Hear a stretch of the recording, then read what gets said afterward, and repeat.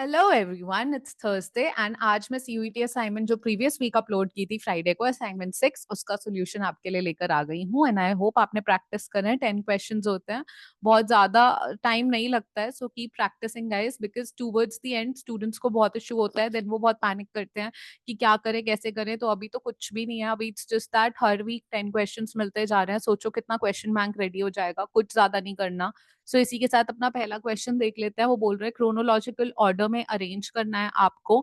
ठीक है, सो chronological arrangement कैसे हो रही है यहाँ पे? The correct answer is a. So GATT कब एस्टैब्लिश हुआ था? 1948 में। एंड ओवरऑल क्या क्या उसने बोला है क्वेश्चन में? उन्होंने बोला है कि GATT was established as a global trade organization to administer all the multilateral trade agreements by providing equal opportunities to countries. Okay, all right. ठीक है, then वो बोल रहे हैं the origin of the financial crisis can be traced from inefficient management. Okay, then the Indian Parliament. Okay, the WTO was founded as the successor organization. Yes, and the Indian Parliament passed a law GST. GST सबसे and में आया था। ठीक है, law पास हुआ था और 1948 में ये हुआ था। फाइनेंशियल क्राइसिस का दिक्कत हमें 1990s में हुआ था। एंड इसी के साथ साथ 19 आई थिंक 95 में डब्ल्यूटीओ आ गया था, if I am not wrong. या 1995 में डब्ल्यूटीओ आ गया था। ठीक है, so this is the correct order.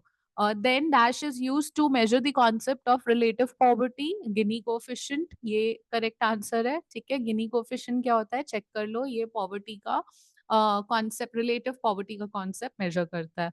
Which of the following is a major challenge to human capital formation? क्या major challenge है? Insufficient government investment in education and healthcare, yes ये बहुत true है और ये एक दिक्कत है, major concern है। The goal of dash is to translate this comprehensive and organic vision of Mahatma Gandhi into reality, keeping in the view of the present context। ठीक है, किस चीज का एम है ये, क्या चीज है ये? तो ये है सांसद Adarsh Gram Yojana.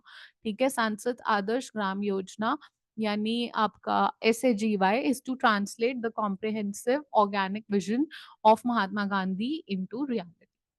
Okay, then in order to ensure welfare of the workers in the unorganized sector, dash has been enacted। क्या enact करा गया है? The Unorganized Worker Social Security Act को मतलब enact करा गया है और उसको लाया गया है। ठीक है, then next is this match the column question। match the column में क्या है कि PPP क्या होता है? PPP होता है पब्लिक प्राइवेट पार्टनरशिप होती है ये एक तरह की। ठीक है, integrate the expertise. Okay, so I think that's true. I can see A being equal to 3। ठीक है, PLI scheme production link incentive, तो ये प्रमोट करता है domestic manufacturing of medical services या फार्मास्यूटिकल्स में काफी है। और आत्मनिर्भर भारत, एक सेकेंड और भी पढ़ लेते हैं। नेशनल डिजिटल हेल्थ मिशन तो सपोर्ट्स डिजिटलाइजेशन। एंड आत्मनिर्भर भारत क्या है? आत्मनिर्भर भारत हेल्प करता है टेक्नोलॉजिकल। दो तीन ऑप्शन बहुत सेम से लग रहे हैं guys, so let's read. Promotes domestic manufacturing in medical, so answer हमें सी बोला गया है। C is A3। Yes, and as we said B4 है। ठीक है, domestic manufacturing PLI scheme B4 है। इसी के साथ साथ आपका सी जो है आत्मनिर्भर भारत वो 1 है।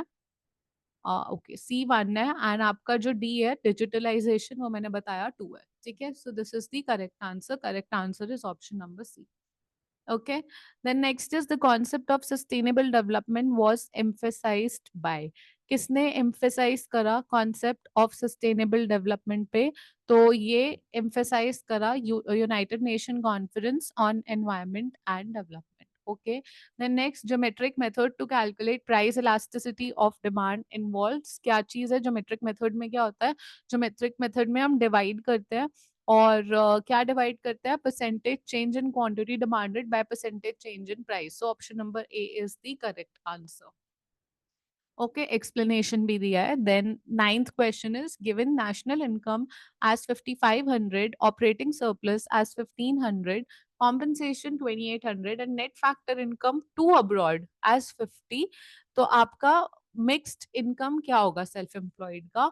तो आपका मिक्स्ड इनकम सेल्फ एम्प्लॉयड का क्या होता है? सबसे पहले एनडीपीएफसी का फॉर्मूला है एंड ये देख लो यहाँ पे, ठीक है? सो ये फॉर्मूला है। अब फॉर्मूले में हम क्या कर रहे हैं? Net domestic net factor income to abroad है।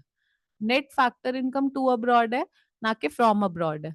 50 करोड़ है। ओके, सो टू अब्रॉड आप क्या कर देते हो? सबसे पहले हम, ओके, एनडीपीएफसी प्लस एनएफआईए।